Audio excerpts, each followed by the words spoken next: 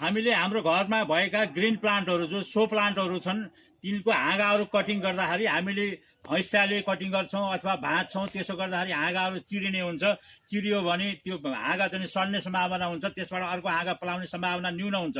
त्यसैले हामीसँग हाम्रो घरमा भएका ग्रिन प्लान्टहरू कुनै पनि ग्रिन प्लान्टहरू हुन्, सो प्लान्टहरू, त्यसका हाँगाहरू कटिङ गर्नको निमित्त बजारमा प्रशस्त मात्रामा यस्तो खालको 500 मा अथवा 700 मा 1000 मा अलग अलग रेन्जमा यस्ता चोक्कोहरू कैँचीहरू छन्। यो कैँचीहरू चाहिँ लिएर आएर त्यो कैँचीले चाहिँ च्याप्प यसलाई असर नहुने गरी अलिअलि देखाउनुहोस् त।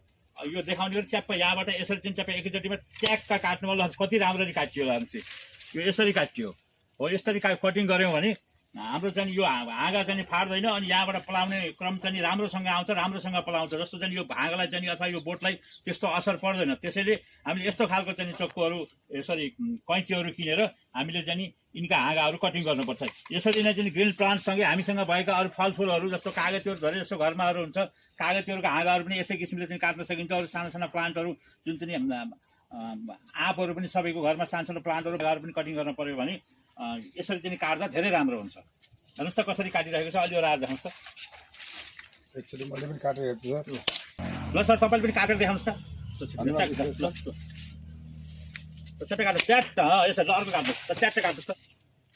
यसरी काट्नु ल काट्नु धेरै सजिलो हुँदो रहेछ। धन्यवाद छ हजुरलाई।